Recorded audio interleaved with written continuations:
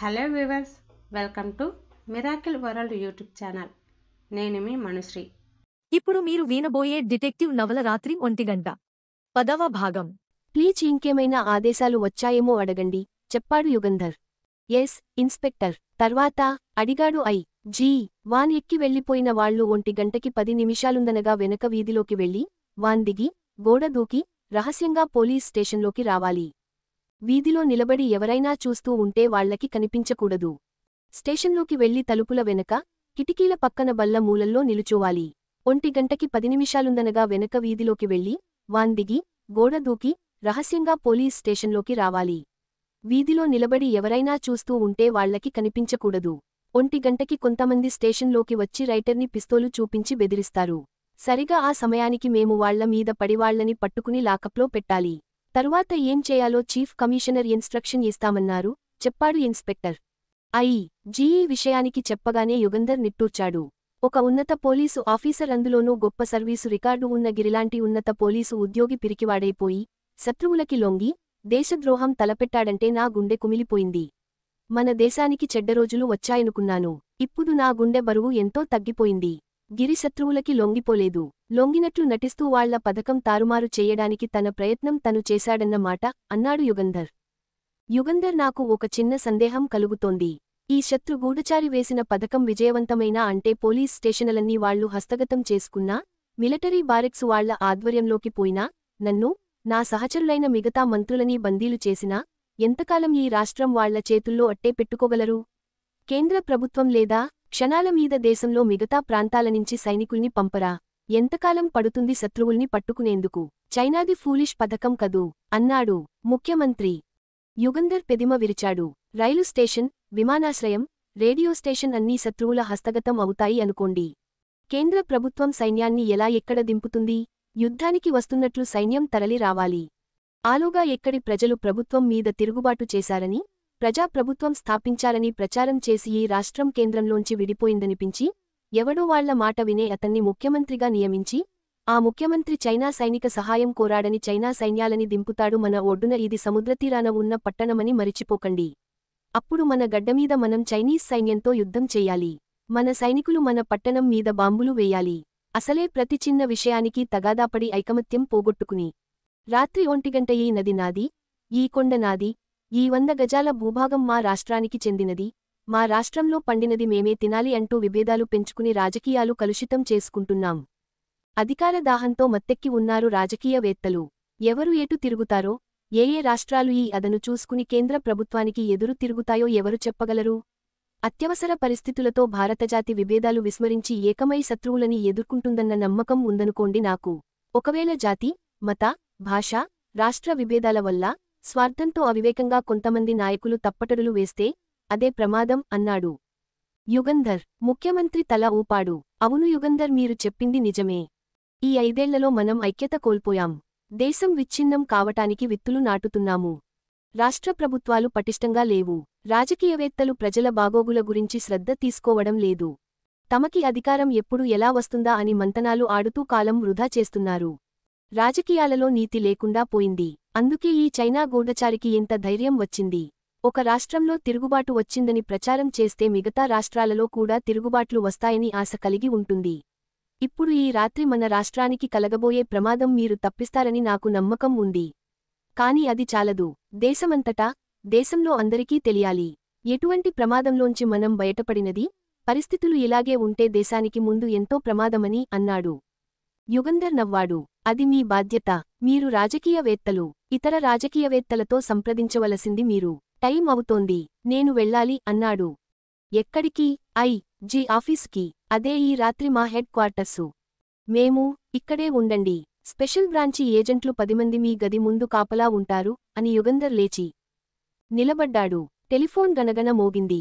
నాకే అయి ఉంటుంది, అంటూ రిసీవర్ తీసుకున్నాడు యుగంధర్. యుగంధర్ గారా? అవును, మీ అసిస్టెంటు రాజు మాట్లాడతాడు. హలో సర్, నేను రాజుని. R for rash, A for action, J for junior, U for your, అన్నాడు రాజు. అవతగు. అది చాలా పెద్దగది. కప్పు 20 అడుగుల ఎత్తున ఉంది. రామానుజం భార్య ఎలైస్, హీరాలాల్ కొడుకు శోభన్, మేజర్ రమాకాంత్ ప్రియురాలు మాలిని, కమిషనర్ గిరి కొడుకు రమేష్, పార్థసారథి కూతురు సుజాత నేల మీద కూర్చున్నారు. వాళ్ల చేతుల కాళ్ళు గట్టిగా కట్టబడి ఉన్నాయి. వాళ్లకి కాస్త దూరంలో రాజు కూర్చుని ఉన్నాడు. అతని చేతులు, కాళ్ళు నైలాన్ తాళ్లతో బిగించి ఉన్నాయి. చైనీస్ గూఢచారి, అతని పక్కన మరో ఇద్దరూ ఉన్నారు ఆ గదిలో. మిమ్మల్ని ఇలా తాళ్లతో కట్టవలసి వచ్చినందుకు చాలా విచారిస్తున్నాను. తప్పనిసరి అయింది. నా పథకం సాఫీగా సాగితే ఈ రాత్రి 3 గంటలకి మిమ్మల్నందర్నీ విడిచిపెడతాను. మీ ఇళ్లకి మీ బంధువుల దగ్గరికి పంపిస్తాను. అంతవరకు ఓపిక పట్టమని కోరుతున్నాను. ఆ గూఢచారి చెబుతుండగా గదిలోకి ఇంకో ఇద్దరు వచ్చారు. వాళ్ల చేతుల్లో ఒక చిన్న పెట్టె, ఒక నిచ్చెన ఉన్నాయి. వాళ్లు నిచ్చెన వేసి పైకి ఎక్కి కప్పులో 2 మేకులు కొట్టి ఏదో తగిలించి దానికి ఎలక్ట్రిక్ తీగలు బిగించారు. రాజూ, అదేమిటో తెలుసా? అడిగాడు చైనీస్ గూఢచారి. రాజు తల ఊపాడు. దానికి పక్కన గడియారం కనిపిస్తోందా? ఎన్ని గంటలకి సెట్ చేశాము? 3 గంటలకి. Double quotation. ఆ ఎలక్ట్రిక్ తీగ ఎందుకో చెప్పుతాను విను. మా పథకం నిరాటంకంగా సాగితే నేను చెప్పగానే ఈ గది బయట కాపలా ఉండే మనిషి స్విచ్ ఆఫ్ చేస్తాడు. స్విచ్ ఆఫ్ చేస్తే డిస్కనెక్టు అవుతుంది. అప్పుడు గడియారం ఆగిపోతే 3 గంటలు కాకపోతే బాంబు పేలదు. రాజు తల ఊపాడు. నా పథకం తారుమారు అయితే double quotation, double quotation, double quotation కావడానికి వీలులేదు. అయితే యుగంధర్ వల్ల అవ్వాలి. నేను నా మనిషికి స్విచ్ ఆఫ్ చెయ్యమని చెప్పడానికి వీలుండదు. స్విచ్ ఆఫ్ చెయ్యకపోతే సరిగా 3 గంటలకి బాంబు పేలుతుంది. బాంబు పేలితే మీరంతా ఏమవుతారో తెలియదు. తెలుసు అన్నాడు రాజు. ఇదిగో టెలిఫోన్. యుగంధర్ గారికి ఫోన్ చేసి ఈ విషయానికి వివరంగా చెప్పండి. రాజు తల ఊపాడు. ఆ చైనీస్ గూఢచారి యుగంధర్ నెంబర్ తిప్పాడు. నేను రాజుని, ఆర్ఫర్ రేష్, తన గుర్తు చెప్పాడు యుగంధర్. ఎస్, నువ్వు నా అసిస్టెంటు రాజువేనని నమ్ముతున్నాను. ఏమిటి? అడిగాడు యుగంధర్. నన్ను, ఎలైస్ని, శోభన్ని, రమేష్న, సుజాతని, మాలినిని చేతులు, కాళ్ళు కట్టేసి ఈ గదిలో పడేశారు. పైన కప్పులో టైంబాంబు పెట్టారు. 3 గంటలకి బాంబు పేలే ఏర్పాటు చేశారు. బాంబు పెట్టడం, కంట్రోలు స్విచ్ గది బయట పెట్టడం నేను చూశాను, చెప్పాడు రాజు. అయితే? అడిగాడు యుగంధర్. మీకీ విషయానికి చెప్పమన్నాడు. మమ్మల్ని బందీ చేసిన ఆ గూఢచారి మీతో మాట్లాడతాడట అన్నాడు రాజు. రాజు ఆ మాట చెప్పగానే క్లిక్మన్నది టెలిఫోన్ డిస్కనెక్ట్ అయింది. యుగంధర్ రిసీవర్ పెట్టేశాడు. మీరు ఎక్కడ ఉన్నారని శత్రువులకి ఎట్లా తెలుసు? అడిగాడు జీయదు. నా ఇంటికి వచ్చే టెలిఫోన్ కాల్స్ ఇక్కడి టెలిఫోన్కి కనెక్టు చేసే ఏర్పాటు చేశాను. నేను నా కన్సల్టింగ్ రూంలో ఉన్నాననే వాళ్లు అనుకుంటున్నారు. ఎక్స్చేంజ్. ఈ కాల్ ఎక్కడ్నించి వచ్చిందో కనుక్కునే ఏర్పాటు చెయ్యలేదా మీరు? అడిగాడు హోం మంత్రి. చేశాను. కాని ప్రయోజనం ఉండదనుకుంటాను. కాల్ ట్రేస్ చేసేలోపున డిస్కనెక్టు అయింది. ఇది క్రాస్ బార్ ఆటోమేటిక్. వాళ్లందరినీ ఒక గదిలో బంధించాలని, 3 గంటలకి పేలేటట్లు టైంబాబు ఏర్పాటు చేశారని మీకు చెప్పడం దేనికి? అడిగాడు ముఖ్యమంత్రి. నన్ను బెదిరించడానికి. రాజు ప్రాణం బలికాకుండా ఉండేందుకు నేను వాళ్లకి సహాయం చేస్తానని అన్నాడు యుగంధర్. తల వంచుకుని మాట్లాడాడు. గొంతు జీరపోయింది. యుగంధర్, ఈ చైనీస్ గూఢచారి పథకం సాగకుండా మనం అడ్డుపడితే ఆ గదిలో ఉన్న వాళ్లందరూ, పోలీసు కమిషనర్ కొడుకు, మీ అసిస్టెంటు రాజు కూడా మరణిస్తారు కదూ? అడిగాడు ముఖ్యమంత్రి. యుగంధర్ చివాలున లేచి నిలబడ్డాడు. అవును, వాళ్లంతా చస్తారు. బాంబు పేలి తలలు బద్దలయి, పేగులు బయటికి వచ్చి, కాళ్ళు, చేతులు విరిగి, కప్పు మీదపడి చస్తారు. ఏం చెయ్యమంటారు? నా అసిస్టెంటు రాజు చస్తాడని, పోలీస్ కమిషనర్ కొడుకు ప్రాణం పోతుందని ఈ రాష్ట్రాన్ని ఆ చైనీస్ గూఢచారికి అప్పచెప్పమంటారా? చెప్పండి. ఏం చెయ్యమంటారో చెప్పండి, బిగ్గరగా అరిచాడు. 2 చేతులతో బల్లమీద గుద్దాడు. యుగంధర్ మానసిక క్షోభలో ఉన్నాడని అందరికీ తెలుసు. రాజుమీద ఎంత ప్రేమ ఉన్నా దేశం కోసం రాజుని బలివ్వడానికి సిద్ధపడ్డాడని గ్రహించారు అందరూ. సారీ యుగంధర్ అన్నాడు ముఖ్యమంత్రి లేచి వెళ్లి యుగంధర్ చేతులు పట్టుకుని. That is all right. మన దేశ స్వాతంత్ర్యం కాపాడుకునేందుకు ఎంతమంది తమ ప్రాణాలు అర్పించలేదు ఇదివరలో. ఇక ముందు ఎంతమంది తమ ప్రాణాలు త్యజించవలసి వస్తుందో. దేశం కోసం నా ప్రాణం ఇవ్వడానికి నేను ఎప్పుడూ సిద్ధమే. వాళ్లందరినీ వదిలేసి ఆ బాంబు ఉన్న గదిలో నన్ను పెడతానంటే సంతోషంతో ఒప్పుకుంటాను అంటున్నాడు యుగంధర్. తెలుసు యుగంధర్, తెలుసు అన్నాడు హోంమంత్రి. అంతలో టెలిఫోన్ మళ్లీ మోగింది. యుగంధర్ రిసీవ్ తీసుకున్నాడు. యుగంధరా? యుగంధర్ హియర్. రాజు చెప్పిన విషయాలు విన్నారుగా. యూసీ, ఆ టైం బాంబుకి కంట్రోలు స్విచ్ ఒకటి ఏర్పాటు చేశాను. అది నా ఇంటికి ఓ ఫర్లాంగు దూరంలో ఉన్నది. 3 గంటల లోపున, 3 గంటలకి సర్క్యూట్ కంప్లీట్ అయి బాంబు పేలే లోపున ఆ స్విచ్ నొక్కితే బాంబు పేలదు. అంటే రాజు, మిగతావాళ్లూ బతుకుతారు. అలాగా? యుగంధర్, వాళ్ల ప్రాణాలు నా చేతుల్లో లేవు. మీ చేతుల్లో ఉన్నాయి. వాళ్లు చచ్చేది, బతికేది మీరు నిర్ణయించగలరు. ఎలా? 3 గంటలలోపున కంట్రోల్ స్విచ్ దగ్గర ఉన్న మా మనిషికి టెలిఫోన్ చేసి స్విచ్ ఆఫ్ చెయ్యమని నేను చెప్పాలి. నేను అలా చెప్పాలంటే నా పథకం జయప్రదం కావాలి. ఎవరూ నాకు అడ్డు రాకూడదు. అలాగా, యుగంధర్, మీరు సామాన్య అపరాధ పరిశోధకులు కారని నాకు తెలుసు.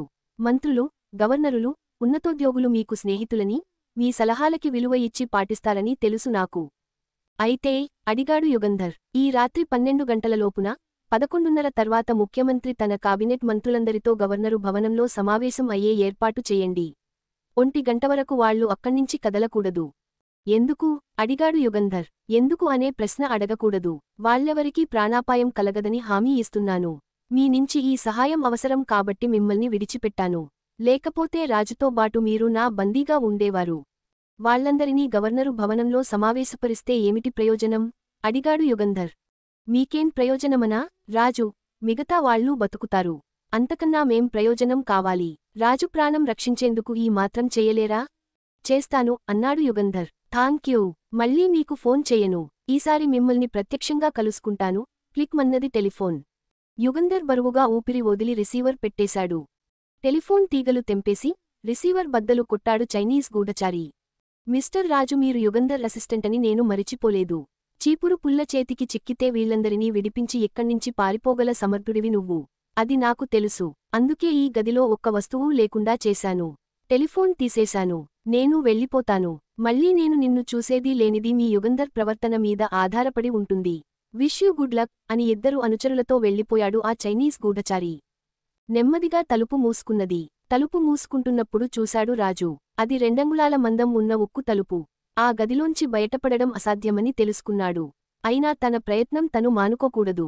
ఆ గదిలో ఉన్న వాళ్లందరూ కళ్లప్పగించి రాజుని చూస్తున్నారు ఆశతో. రాజు తన కాళ్లతో తలుపుని తన్నాడు.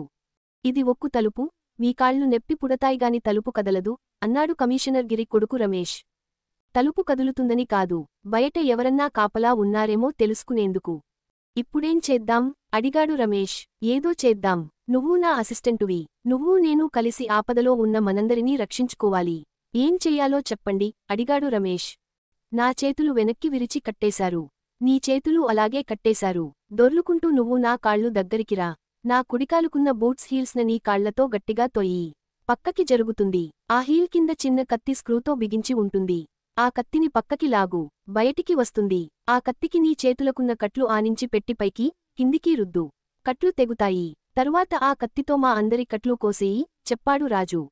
రమేష్ గబగబా రాజు పడుకున్న చోటికి దొర్లుకుంటూ వెళ్లాడు. జరిగి రాజు కాళ్ల దగ్గర చేతులు పెట్టాడు. బూట్సు హీల్ తోశాడు. కదలలేదు. ఇంకా బలంగా తోశాడు. కదలలేదు. బలమ్మతా పెట్టి తోశాడు. అయినా కదలలేదు. కదలలేదండి అన్నాడు. 2వ కాలు హీల్సు తోసి చూడు చెప్పాడు రాజు. రమేష్ ఆ హీల్సు బలంగా తోశాడు. పక్కకి కదిలింది. వేళ్లతో తడిమి చూడు. కత్తి నీ వేళ్లకి తగులుతుంది. కనిపించింది. పక్కకి లాగాను. వెరీగుడ్, నీ చేతికట్లు కోసేసుకో చెప్పాడు రాజు. రమేష్ తన చేతులుకున్న కట్టు కత్తిమీద పెట్టి కిందికి, పైకి రాయడం ప్రారంభించాడు. కట్లు తెగలేదు సరికదా, రక్తం ప్రవాహంగా కారుతోంది. ఒద్దు, నేను ప్రయత్నిస్తాను అన్నది ఎలైస్. కత్తి చాలా చిన్నదండి. పెద్దవాళ్ల చేతులకి హీల్ అడ్డం వస్తుంది. కొంచెం రక్తం కారితే ఏమవుతుంది అన్నాడు రమేష్. వెరీగుడ్, గో ఆన్ అన్నాడు రాజు. Post your comments.